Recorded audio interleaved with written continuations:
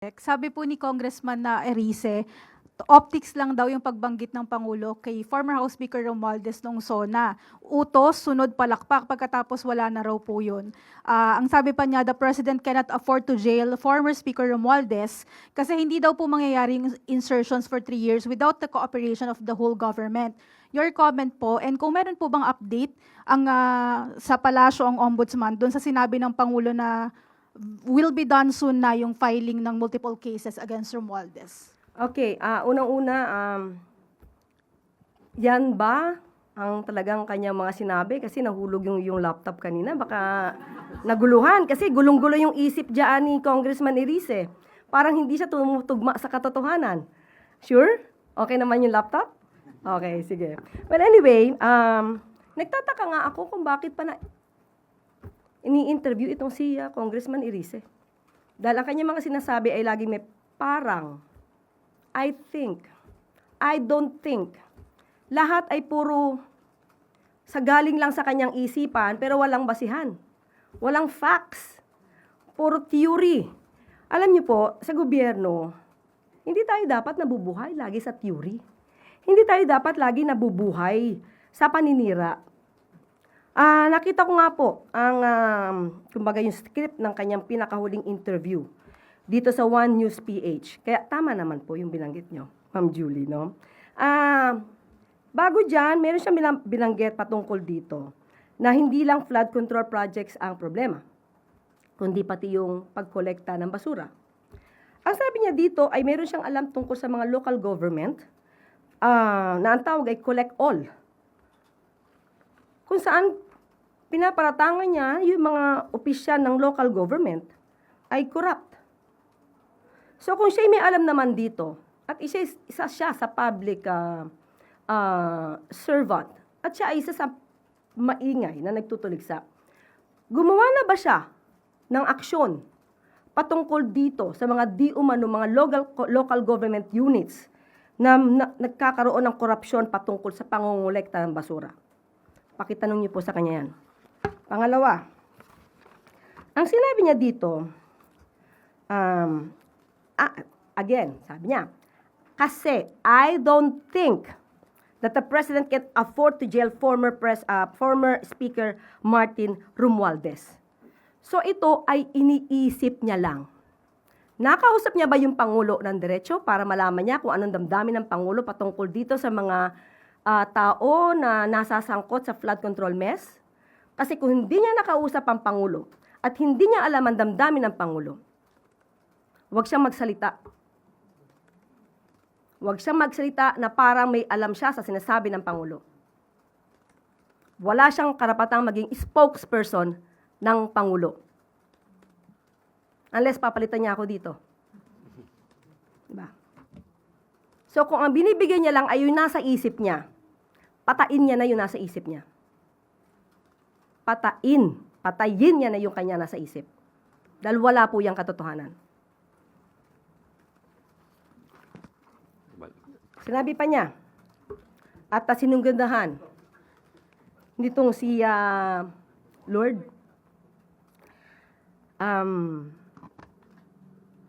una sinabi ni Congressman Erice, sinabi daw ni Speaker, if I'm going down, I'm not going down alone.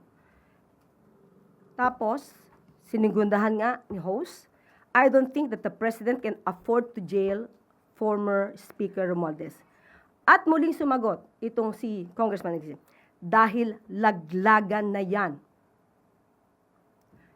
Si Congressman Erice ang isa sa pinakagusto kong makausap, kaharap kayo.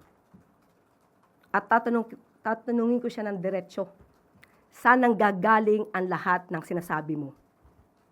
Bigyan niya ako ng ebidensya, dahil puro ganito na intriga, mahirap sumagot ng puro intriga. Hindi tayo dapat, tayo mga taga-media, hindi tayo dapat nabubuhay sa intriga lang. Intriga at pamidya. So patungkol kay Baka po may update ng ombudsman doon sa sinabing ng Pangulo na the filing of multiple cases against Romualdez will be done soon. sa ulat na nadidinig ng Pangulo, dahil meron di umano mga witnesses laban kay dating Speaker Romualdez, naniniwala ang Pangulo na kapag kumpleto ang ebidensya ay dapat masampahan ng kaso. Sino-sino ang unang tumutuligsa at nagsasabing meron silang alam at mastermind di umano ang Speaker? Hindi ba obligasyon nyo na nabigay lahat ang inyong kaalaman sa Ombudsman? Dahil medyo na-disappoint si Ombudsman Boying Rimulya sa pag-retract ng 4 na Maleta Boys. So kung meron pa pong ibang mga may hawak na ebidensya, katulad nito si Congressman Erice, kung meron kang alam, Congressman Erice, pumunta na po kayo sa Ombudsman at doon nyo na ibigay lahat ng alam po ninyo para hindi kayo ma-disappoint at sasabihin na ang Pangulo ang siyang merong kagagawan para hindi siya masampa ng kaso. Obligasyon niyo po yan, Congressman Erice. Last na lang po, Yusek. Sa same interview niya, sinabi rin po niya na ayaw niyang husgahan yung 2027 budget, pero yung previous daw po, puro lang ayuda-ayuda. Kaya daw nakangangalang sa ayuda yung mga tao. And yung government spending, wala man lang daw po sa infrastructure. Oo, ayaw din naman niyang, what's the word again? Ayaw niyang? Ayaw daw po niyang husgahan okay, yung okay. 2027 budget. Tama, ayaw din naman niyang husgahan ang patungkol sa impeachment trial. At ang sabi niya, yung naniniwala sa grave threats ay, excuse me for the word, but this is his word, katangahan. So in other words, hindi siya maniniwala na ang Vice Presidente ay nagbanta sa buhay ng Pangulo dahil ito ay isang katangahan? Hindi ba niya napanood mismo yung video? So ibig sabihin lahat ng tao ay pwedeng magbanta kahit kanino? At hindi dapat maniwala sa isang pagbabanta. So tanggalin na lang po siguro natin yung salitang grave threats sa revised penal code.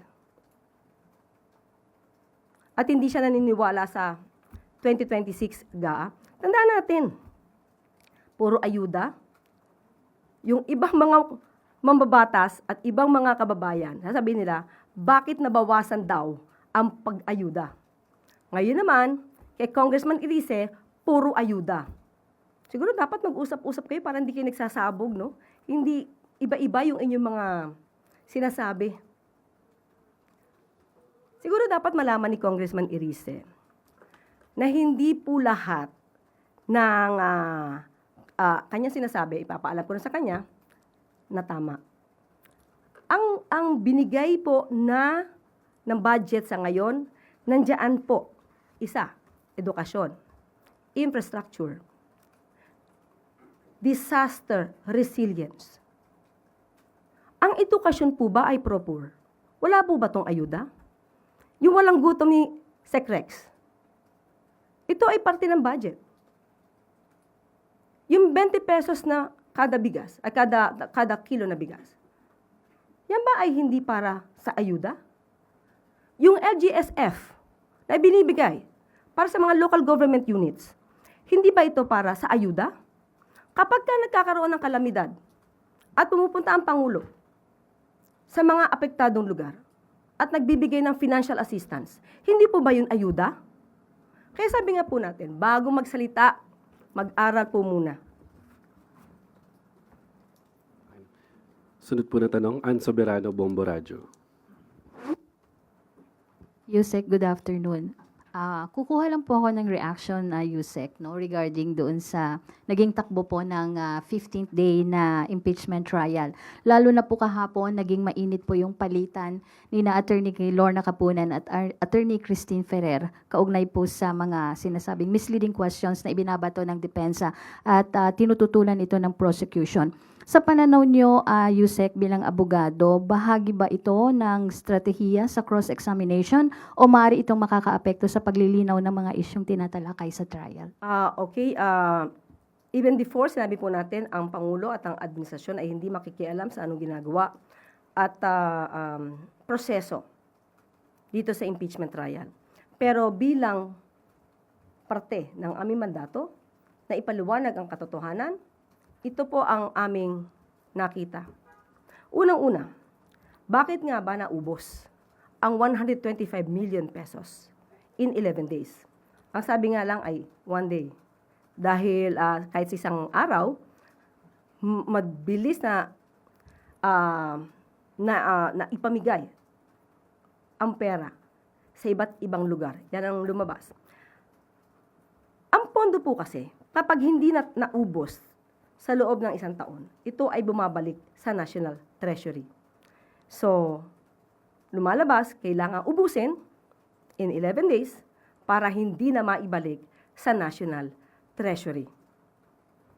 Pangalawa, dapat po natin tandaan, ang confidential funds, hindi dahil nandiyan ang salitang confidential, ay hindi ka na magre-report ng maayos.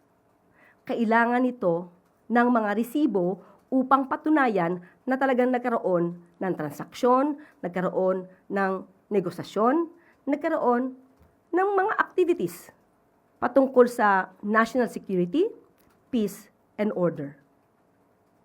Nandyan po, malinaw sa Joint Circular 2015-01 kung paano dapat i-liquidate ang confidential funds. At pag sinabi natin confidential, maybe hindi mo agad ipapakita ito sa ICPAW, pero pag nagkaroon ng red flag, kaya nga nakalagay dyan dapat sa sealed envelope, nasa kustodiya ng agency, let's say OVP, para kapag may tanong ang COA, madali nyo mapapakita kung saan talaga ginastos ang pera. Walang mali sa confidential funds kung ito ay nagagamit sa tunay na dahilan or purpose at kung ito ay base sa mandato ng ahensya. Nakita rin dito na halos ang tinanong sa hearing ay nagastos din para sa pagprotekta sa mga lakad ng vice presidente. Humingi siya ng confidential funds para sa sarili niyang proteksyon. Pero wag nating kalimutan, meron pong VP-SPG at bilang Vice President, ang proteksyon po at mga impormasyon ay ibinibigay sa kanila mismo ng AFP at ng PNP. So, hindi kinakailangan ng confidential funds. Magkahiwalay pa, OVP at DepEd. So, parang hindi nagtutulungan yung OVP at DepEd sa pagbibigay ng mga impormasyon. Dapat hiwalay. At patungkol doon sa misleading questions, okay. Ma'am, yung sagutan ni na Attorney Kapunan and Attorney Ferrer. As a lawyer, basic. This is so basic. Misleading questions are not allowed, especially during cross-examination. Bakit? Kasi if you will ask misleading questions and you will just demand an answer na yes or no, nothing more, nothing less, it will definitely give also a wrong answer. So hindi, sanay na nga tayo sa fake news, pati ba naman sa hearing, magkakaroon pa ng fake news. So hindi po allowed ang misleading questions. Kasi para mong niloloko yung witness mo at pipilitin mong sumagot na oo o hindi. Ma'am, ibig sabihin ba, parte ito, naniniwala kayo, parte ng strategy nila? Yung ginagawa ng defense? Yung pagtatanong ng mga misleading questions? Ayoko mag-judge. Ayoko mag-judge sa style ng mga lawyers. So, respeto ko na lang sa kanila yon. Okay, thank you, ma'am. Follow-up question, Kat Domingo, MSCBN. Undersecretary, also as a lawyer, what do you make out of the defense's manifestation sa latter part ng hearing na apparently hindi po pala about sa misleading questions yung sinasabi daw na this is not allowed because when I'm not sure if you watched it live, pero while we were watching it, we were of the impression na yung sinasabi ng defense counsel na this is not allowed was pertaining to this is allowed was pertaining to misleading questions. But then the manifestation later on, hindi daw pala yun yung tamang context. What do you make out of that manifestation of the lead defense counsel? Alam mo, sa isang lawyer, dapat matalas ang tenga mo. Isang mali mo lang talaga dyan. Talagang ma-retain sa'yo yan. So at that time, again, I do not want to judge any comment made by the lawyers. Pero mas mainam, kung marami nang nag-react, kita natin maraming reaction eh. Right there and then, sana, kinorek niya na. Siya na mismo nag-correct. Yung sino mismo nagsabi nun, siya mismo dapat ang nag-correct. Sunod na tanong, Maricel Halili, TV5.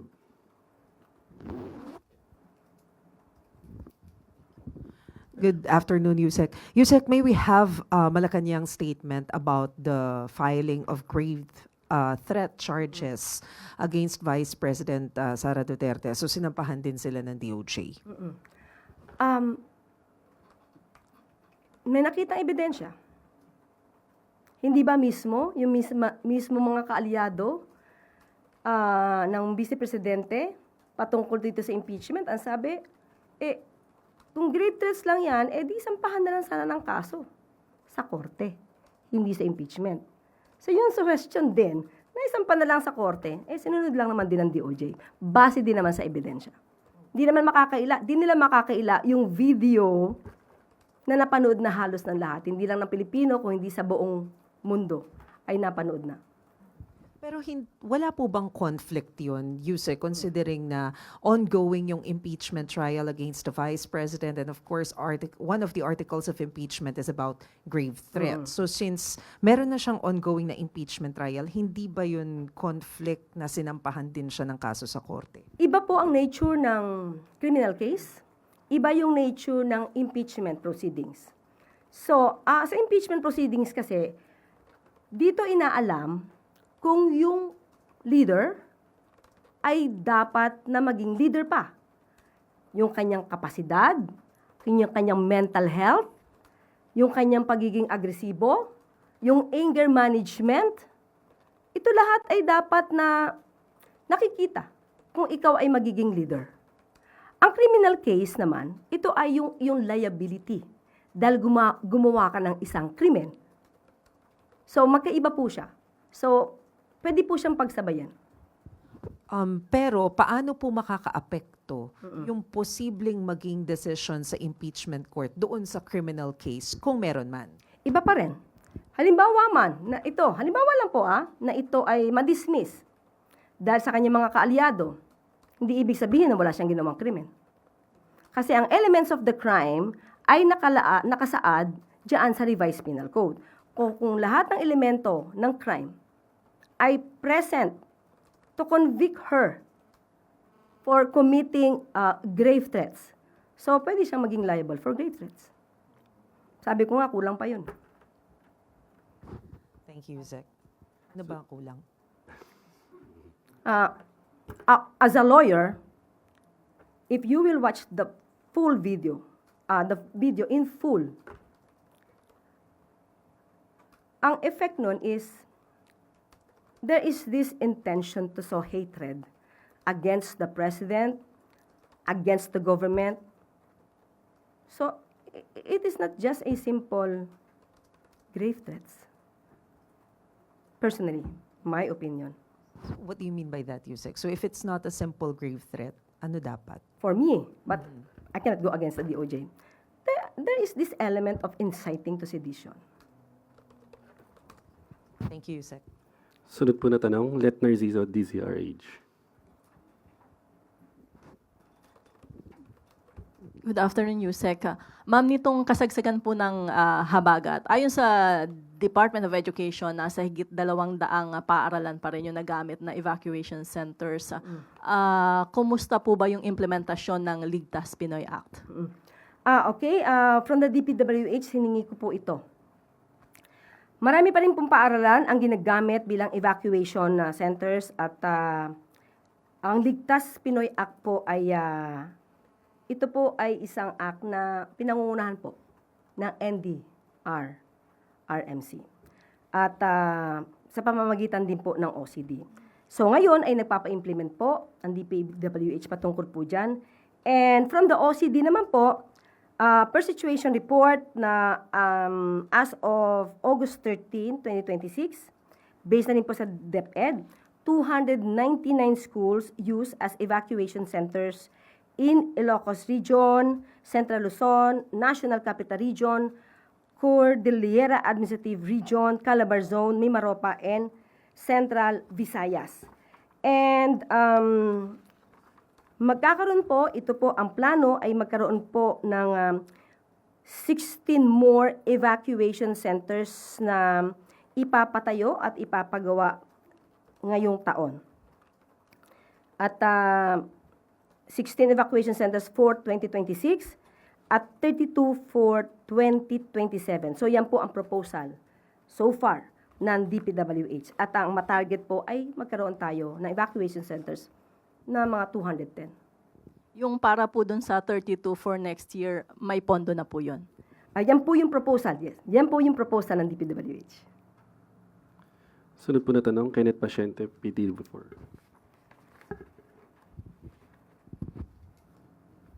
Hi, Yusek. Yusek, kahapon matapos po yung inspeksyon ni Pangulo doon nga po sa Baclaran at Pasay, sinabi niya na kailangan magkaroon ng sapat na pasilidad para sa tapunan ng basura. Ano po yung mga konkretong hakbang ng administrasyon para sa pagkakaroon po ng karagdagang waste disposal facilities? Actually, ngayon po ay pinag-uusapan na po yung plano patungkol sa waste to energy. Pero maliban po dyan ay nagbigay din po ng pahayag ang DENR. Regarding the solid waste management in NCR, mayroon pong 196 trash traps na na-install ang DENR to facilitate the collection of floating debris in the rivers and waterways. At mayroon po ngayon 1,500 estero rangers and river warriors mobilized to conduct clean-up activities and collection of waste in waterways. At magko-conduct po ang DENR, ang environmental monitoring officers, ng daily monitoring of unclean sites, and they will notify the barangays to conduct clean-up of the unclean sites. So marami po, pati po ito, magkakaroon din po, meron din pong Adapt an Estero program na meron na po tayong 20 active adopters in the private sector. Kumbaga, sila yung mag-a-adapt ng certain place para manapanatili itong malinis. So, marami pong mga programa ang Pangulo. At, pero kahit ano pong ganda ng programa ng Pangulo, kung hindi rin po makikipagtulungan ng ating mga kababayan at tuloy-tuloy po silang magtatapon ng basura, ito ay isang example lamang po. Yung mga hinahire para sa tupad, sila ay in-engage para maglinis. Pero nakita po natin na ito yung nag-viral, na yung iba ay magpapa-picture lang. Kunwari may basurang winalis. Pero after that, ay aalis na rin. Minsan sila pa yung nagtatambak ng basura para ipakita may basura sa lugar. Wawalisin nila, and then after that, nandun lang. So, ang gobyerno po ay binibigay po ang lahat. Kayo po ay hinahire para kahit papano ay meron kayong mapagkakitaan, pero gawin niyo po yung inyong obligasyon dahil hindi po naman kayo hinahire at binabayaran para gumawa lang ng mga fake videos. So wag natin gayahin kung sino man yung mga iniidolo niyo mahilig sa fake news, wag niyo na pong tularan. Magkaisa po tayo para sa ating bansa. Sunod po na tanong, Rafi Ayeng, Daily Tribune. Good afternoon, Yusek. Lumalabas po sa DPWH documents na si Redicon Construction yung nakakuha ng contract sa EDSA Rehab na kamakailanan nakitaan ng potholes. And then, Redicon was once associated sa construction firms ng CWS Party List Representative Edwin Guardiola, alleged contractor nga daw po, na napangalanan sa tinaguriang Cabral Files naman na binair ni Representative Leandro Leviste noong November 2025. Meron pong tanong si Dr. Tony Liachon sa kanyang Facebook page, bakit daw po pinayagan na makapag-bid ang mga contractors na may questionable reputation? Sigurado po ba siya sa kanyang impormasyon? I mean, vetted ba? Verified ba? Na yung Redicon ay pag-aari ni Guardiola? Yes po. Oo, hindi mo Doon natanong. po siya, Nakita mo lang sa base Facebook. doon sa dokumentong Mm-mm. lumabas. Okay. Ayon sa DPWH, ang kanilang mga nakakontrata ngayon ay na meron naman pong dumaan naman po sa proper bidding at ang mga nakukuha po nila ng mga contractor ay may sapat po na qualifications. At walang disqualification na pinrovide ng ating batas. At ayon na rin po sa DPWH, kung ano man po ang nangyari dito sa EDSA, kailangan ito mapanagutan, paimbestigahan kung talagang mayroong pagkukulang o mayroong pang-aabuso. At ito ay gagawin nang wala nang dapat bayaran ang gobyerno. Kailangan nitong gawin at masaayos nang walang dapat nagastusin ang ating gobyerno. Especially ay under warranty pa ito. At ang isa sa pinaka-importanting binanggit po ng DPWH, ang Redicon ay hindi daw po pag-aari ni Garjola. Ito po ay kilalang kontraktor at nai-engage ng mga conglomerates. Yan po ang ayon sa DPWH. So, hintayin na lang po natin ang iba pang mga detalye dahil pinansinungalingan nila na ang kanilang nakakontrata na Redicon ay pag-aari po ni Garjola. Sunod po tanong, Clay Pardilla, PTV4. Good afternoon po, Yusek. Yusek, former DPWH Secretary Bonoan told Sandigan Bayan that all senators in the previous Congress availed themselves of at least 500 million each from the leadership fund mula po sa DPWH to accommodate daw po their pet projects. Can the palace confirm that 2027 flood control projects na ipinasa po sa Congress ay based solely on the DPWH's assessment at wala pong nakonsiderang list mula po sa mga lawmakers? Ayon sa DPWH, at wala silang ganitong klaseng mga fund. So, bibigay ko po sa inyo mismo ang message ng DPWH. No leadership fund under 2027 budget. All projects proposed in the 2027 DPWH budget are based on needs of the local and regional governments. And if needed, secured clearance from RDC and development councils to ensure that these benefit the people. Only projects that have complete documentary requirements such as plans, programs are submitted to ensure to ensure compliance with DBM guidelines. So maigpit po ang DBM. Kung nangyari po ito sa panahon noon, hindi po ito mangyayari sa ngayon. Ma'am, follow-up. Why is it important for the President that the 2027 NEP be free from lawmakers' project lists po? Okay. Sa totoo lang po ay hindi naman talaga masama. Kung merong project ang ibang mga officials, kung ito ay talagang mapapakinabangan ng ating mga kababayan, walang kickbacks, walang anumang anomalya. So mainam po na kung talagang may mga proyekto naman at ito ay para sa ikagaganda ng kanilang lugar at para sa ikabubuti ng constituents, wala tayong nakikita na dapat itong tanggihan. Ang nangyayari lamang po ngayon ay napakaingat po ng Pangulo, napakaingat ang DPWH at napakaingat ang DBM para kung ano man yung pang-aabuso na nangyari, way back, na nakita na noon, 2018 pa, ayaw po mangyari ito ng Pangulo. Follow-up question, Ivan Mayrina, GMA7. Ma'am, but is the palace confirming that there was indeed leadership funds during the 2024 and 2025 budgets, during the time of Secretary Bonoan? Wala po masasagot si Secretary Vince Dizon dito kasi hindi pa po siya parte. So as of now, we say we can deny. Wala po siyang alam eh.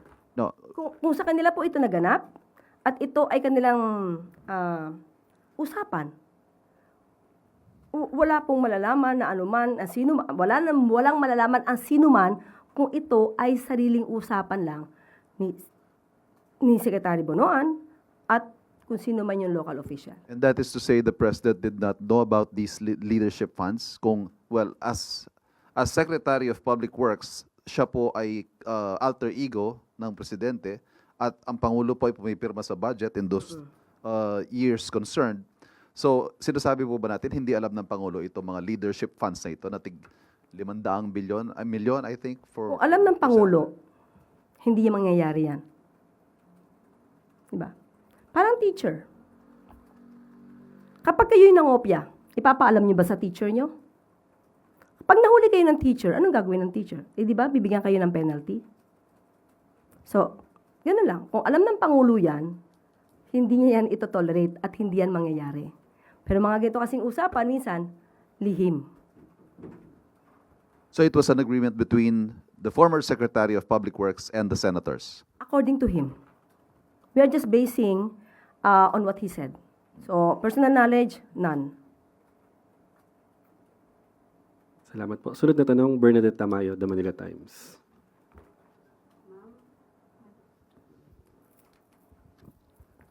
Yes, ma'am.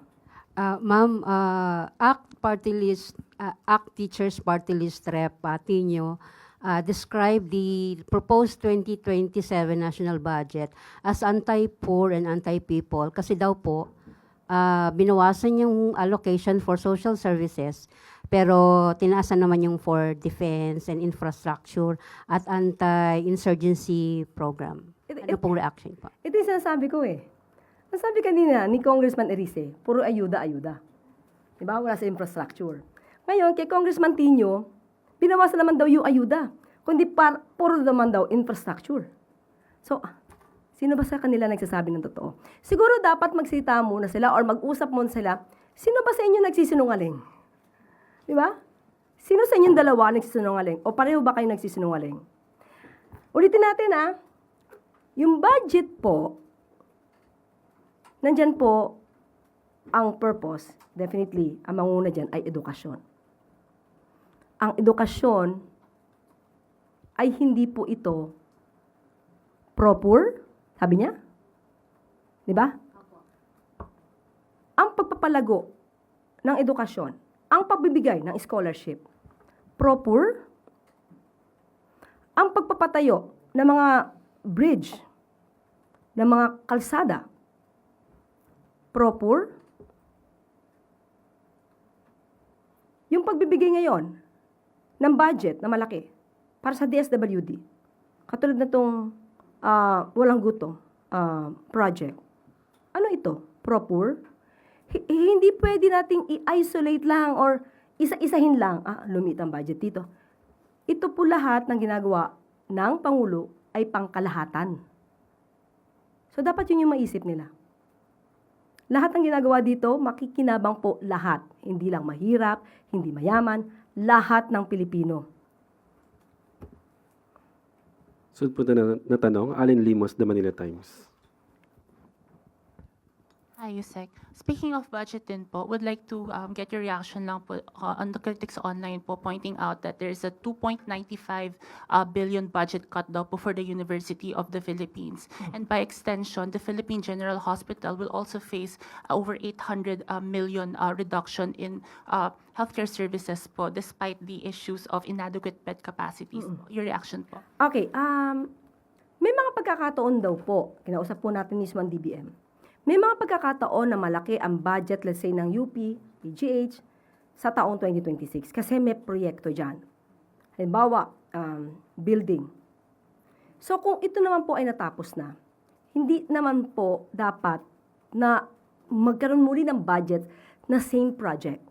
So, yun po yung minsan nagiging dahilan kung bakit bumaba o bakit tumataas kasi may particular na proyekto na dapat na gawin. So, kung natapos na po ito nung nakaraang taon, so hindi na po siya idadagdag sa nasabing ahensya kasi tapos na yung proyekto. So, ganun po yung sinabi ng DBM. And at the same time, yung budget ngayon, ang pagkakasabi po sa atin ng DBM, ang talagang unang supposed to be budget ay 11 trillion. Pero sinabi po ng Pangulo na unahin yung dapat na unahin. Kaya po bumaba ito ng 7.2 trillion. Okay? Salamat po. Sunod na tanong, Lester Aler, PRTV.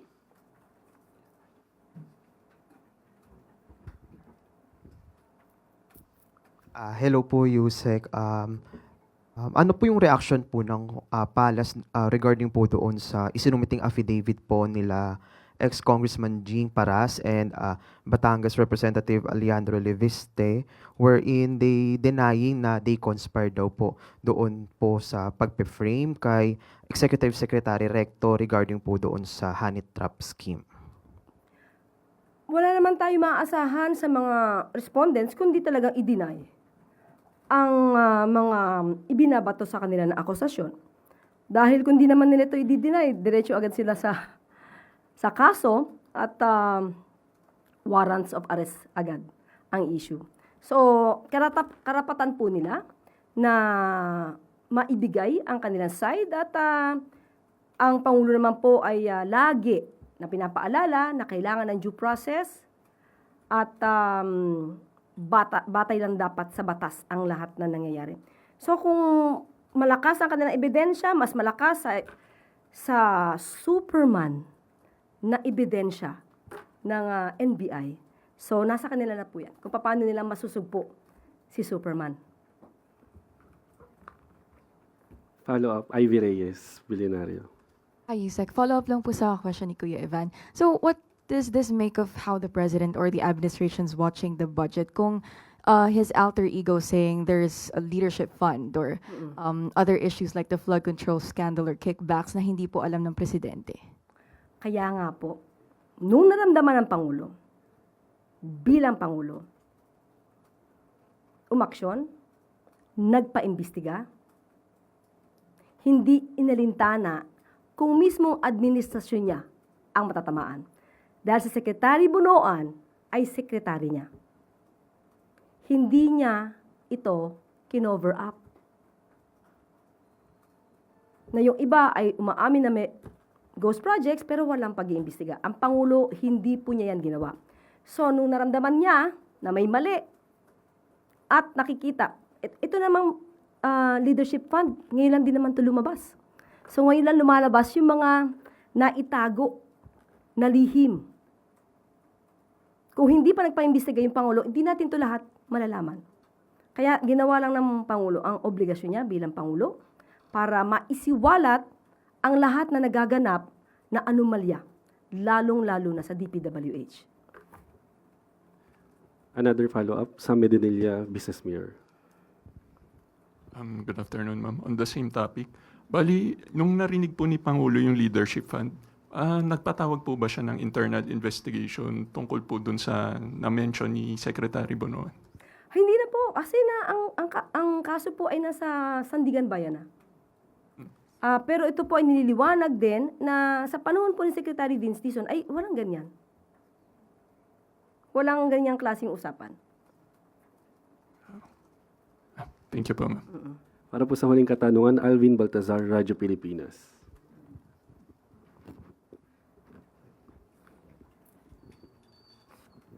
Yusek, reaction lang doon sa latest SW survey na nagsasabing 42% of adult Filipinos were satisfied with the Marcos administration's performance while 17% were neither satisfied nor dissatisfied.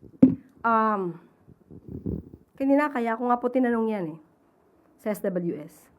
Kasi may mga pagkakataon na ang mga numero ay tumutugma sa katotohanan, pero may mga pagkakataon na yung numero ay hindi nagre-reflect ng katotohanan. Pero still, kahit ano pa mangyari dyan, ang Pangulo tutok. Tutok para maibsan ang anumang nadadanasan ng ating mga kababayan.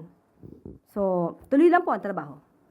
Yusek, in another survey, this time by Okta, sinasabing nanguna yung hypothetical Leni Robredo-Rapi-Tulfo tandem sa posibleng 2028 presidential, vice presidential matchup, and nauusin nila yung hypothetical Sara Amy. Yusek, naniniwala bang palasyo na yung nangyayari ngayon sa impeachment trial, pwede bang maging barometro ito and maging presidential preferences ng mga Pilipino para sa 2028 elections? Tingin ko dapat tumingin ang mga kababayan natin sa katotohanan. Kung ano yung nakikitang ebidensya, dapat maging mulat sila kung ano yung katotohanan. May mga pagkakataon po kasi hindi natin nila lahat. Maraming maaayos na survey firms, pero may mga survey firms na baka nagagamit sa pamumulitika, nagkakaroon ng mind conditioning para iangat yung kanilang mga parokyano. So, mas maganda po tumingin tayo sa lahat ng ebidensya. Hindi isa sinabi ng isa, ito ang na-survey dito, kung ano yung katotohanan. Doon lang po mas magiging maayos ang pagde-decide ng bawat Pilipino. Maging mapanuri lang. Kasi habol na lang, pasensya na. Response lang ng palasyo doon sa appeal ng motorcycle taxi rider kay Pangulo na ihinto yung pagpapatupad ng rider cap para sa motorcycle taxi industry. Hindi kaya disadvantageous din ito doon sa commuting public? Ihinto po yung, ano po yun, yung motor? Yung motorcycle taxi rider cap Okay. para magkakaroon ng limitation. Sa ngayon po, tingnan po natin at kailangan aralin. Kasi ang bawat salita ng bawat Pilipino, kung meron silang concern, ay dapat din po inaaral. At tingnan lang po natin sa susunod na araw kung ano ang pwede natin maibigay na sagot po dyan dahil hindi ako makakapagbigay at hindi ako makakapag-decide on that matter. Mahabol lang po na follow-up, Ivan Mayrina, GMA 7. Last po dito sa SWS, tumaas po sa +1 ang net satisfaction rating ng Pangulo from -13 in March. Sa kabila po niya nananatiling mababa yung performance ng administrasyon based sa survey on fighting inflation, -12%, and eradicating corruption, -14%. Okay. Kaya nga po sabi natin kanina hindi po ba noong nakaraang araw lang binanggit natin ang magandang news na ibaba ang inflation rate sa bansa? So ang tanong, yung iba bang sumagot dyan, alam yung news na ito? So maybe hindi. So definitely, iba ang magiging resulta sa survey. So, kaya nga sabi natin, okay, may survey po tayo, pero hindi ibig sabihin na yan talaga yung nagre-reflect ng katotohanan. Can be or can't be. So, pero tayo naman din ay tumitingin kung ano ang hinaing ng ating mga kababayan. Yun naman po ang nasa Pangulo.